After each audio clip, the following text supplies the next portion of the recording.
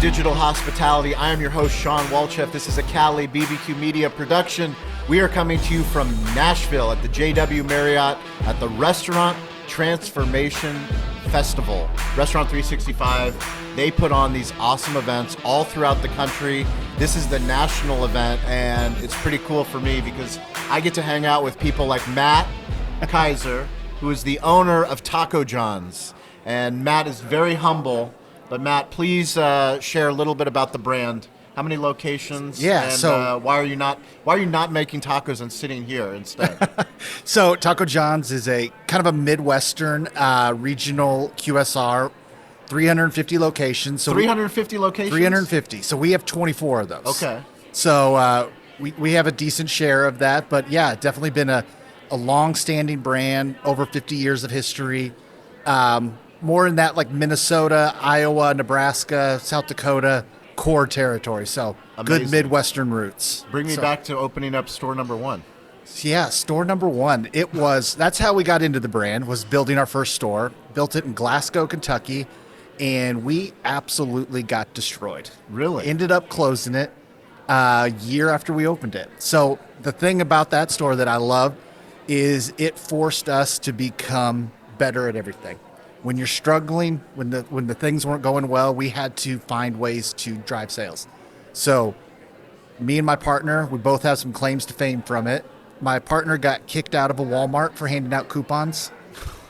I almost got criminal trespassing charges because I tried to get on the DOT sign. Come on. And when it was full, and so I decided to make my own sign, put it up there. That did not last 3 days before the police called us and wanted it taken off. But what it taught us was you have to fight for every sale. And after that, we purchased stores more in the Midwest, in the core territory. And we were able to kind of see that those efforts pay off more. But it humbles you. It humbled us failing in our first store. And so I am proud now that we failed in our first store and use that experience, use those lessons that what we fought at, really striving for every bit of it to make it go in these other ones now. So, yeah, it was. That's how store number one came about for us. I can't tell you how much I appreciate the honesty, the vulnerability. It's something that every restaurateur that listens to this show, that's here in the halls, we all know how hard it is in business.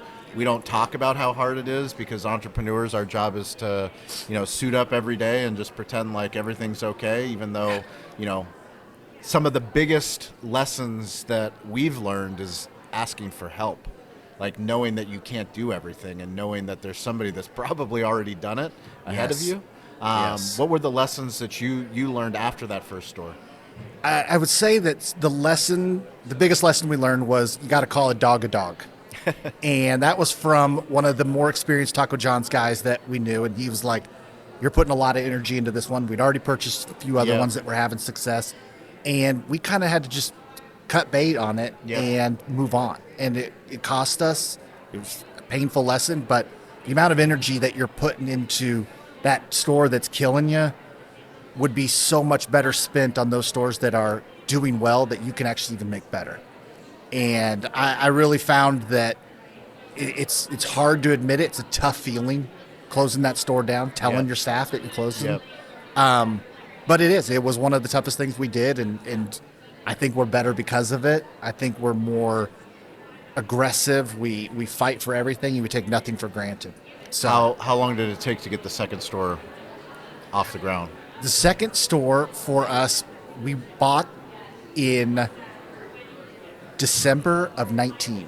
Okay. So nice. Right before everything went down, we bought that one at the same time as we bought a couple others at the same time. And, it was great. It was a good store. It was successful, and you would be shocked at how that marketing efforts work. Yeah. When people actually know it, have been to it. So we did that, and then COVID hit, and it was just kind of getting a 1-2 punch for us.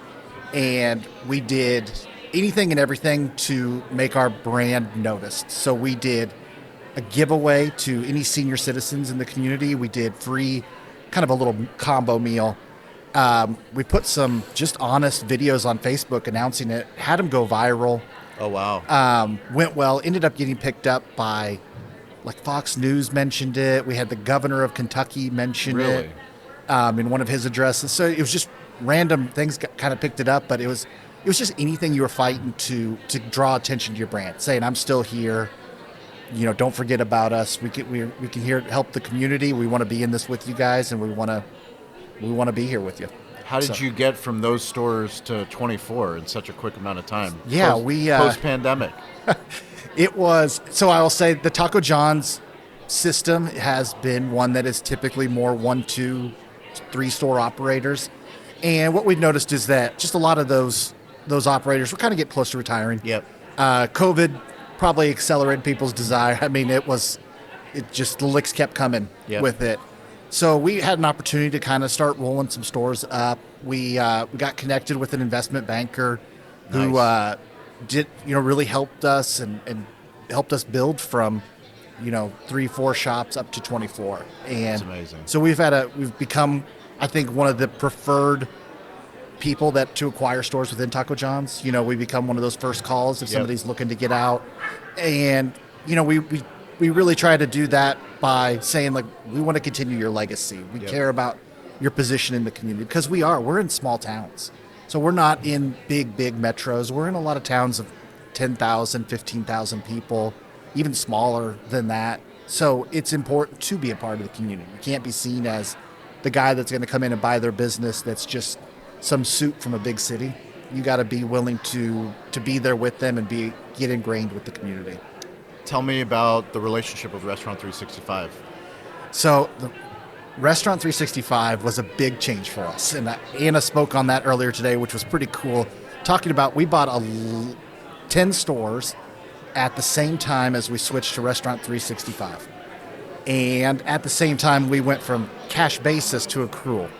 So we decided to just change everything about our company in one foul swoop. And we going from QuickBooks to Restaurant 365, it was such a game changer. Yeah. So being able to have those multiple entities and generate those reports kind of at the snap of fingers was something we just didn't get with QuickBooks. We could do stuff, it just never was pretty. And we endured a lot of pain to get to the point where we are with Restaurant 365, but we knew it was going to be worth it the whole time. So we could have always stayed in our path we were on. We knew how to do it, but we knew that if we went through a little bit of trouble of learning this system and doing it, that we could end up so much better on the other side. So it came down to being, a little short-term pain for long-term success. What do you learn by coming to an event like this?